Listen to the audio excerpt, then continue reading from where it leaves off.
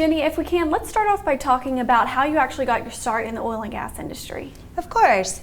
I'd like to say that I just kind of fell into it, but looking back in hindsight, I think it was kind of hereditary. Multiple generation oil and gas professionals, my family, my grandfather, my uncle, scattered before that. So I think it was always kind of just in my blood. Never really grew up wanting to do it. And then once I got older, I saw the excitement in it and thought I'd see what all the fun was about. So once you started professionally working, then talk to us a little bit more about the path that you took to get to where you are today at this notable position. Of course. I started out actually as a landman, running title in small courthouses that scattered throughout Texas. Mainly started focusing on acquisitions and divestitures and diligence. That kind of segued me into in-house land management and asset divestitures. The company that I worked for was a small midstream E&P. It was a really exciting time around 2014, 2013, and we were doing a lot of non-core asset divestitures, which kind of became my focus within the company. And just great opportunity. My mentor and boss above me left, and I got to step into his role, which was just a really, really fantastic opportunity that I stepped up to the challenge on. And in that role, our general counsel took me under his wing, one of my dearest friends now and strongest mentors. He brought the acquisitions and divestitures into the legal department and kind of taught me to be more of a transactional attorney. Did that for a couple years. He taught me the ropes, the greatest experience I've had.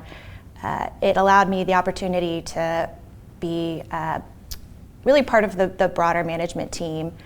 Got to meet with a lot of the executives all the time, slowly got invited to board meetings, meet with all of our outside advisors, outside counsel. He kind of really just threw me in the deep end and said, I'll throw you a float if you need it. So did that for a long time with the midsize E&P. Ended up moving over to the water midstream space a couple years later after what I would call the bankruptcy boom of 2016. Learned the water midstream space, didn't know anything about it before that, had always kind of been in upstream. And spent a little bit of time there as their sole in-house counsel. They were doing a lot of transactional work at the time, so I got to continue to focus on transactional law. Still had a little bit of experience from, learning from my general counsel just in corporate law. And was there for a little bit, actually got to work on the divestiture of one of their assets, which was a water treatment division. Kind of ran that transaction, and as part of that, I went over to the purchaser of that division and entity, which is XRI Holdings, which is a leading full cycle water midstream company in the Permian. Very, very exciting to be on the forefront of what they're doing. I've been very fortunate to have incredible mentors. My current CEO, Matt Gabriel, is an attorney by training, and so I have, being a young attorney in a really exciting position, it's been great to have that sort of safety net, a great C-suite team to really learn from every single day.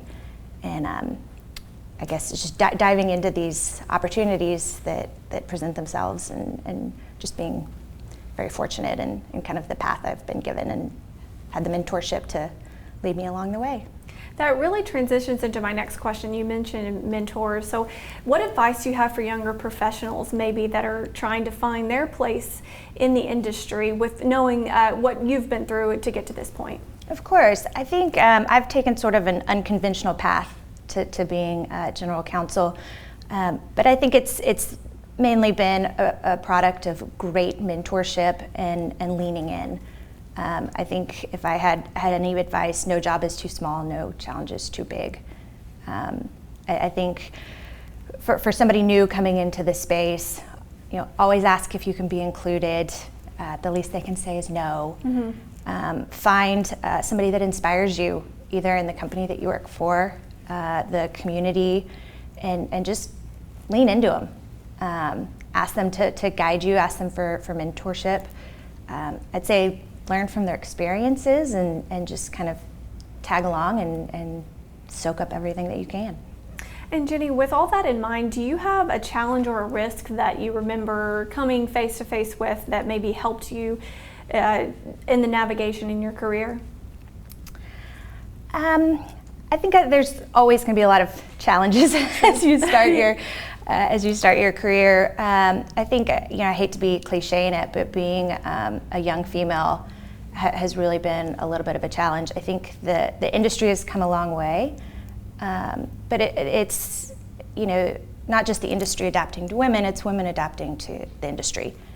And I think the challenge of, again, being a young female and saying, I earned my right to be at this table and I have a voice, and not just I have a voice, but I'm part of this team, and let me get my boots dirty and play in what's historically been sort of a boys' club, but now is adapting to where we are today. So.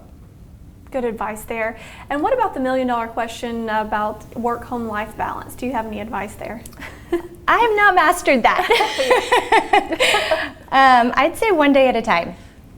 I'd say, just like leaning into mentorship for professional growth, I think it's leaning into friends and family, not just at home, but in the workplace. I think making the workplace sort of a passion of yours and really getting to know the people that you work with helps going to work every day and making it fun. And if work's fun every day, then it's easier to come home and manage your life. And I think it changes from day to day, so you just kind of ebb and flow. Good advice there. Well, Ginny, it's a pleasure to speak with you, and we thank you for sharing your story and your expertise with us, and congratulations on this honor. Of course, thank you. It's You're my very pleasure. welcome.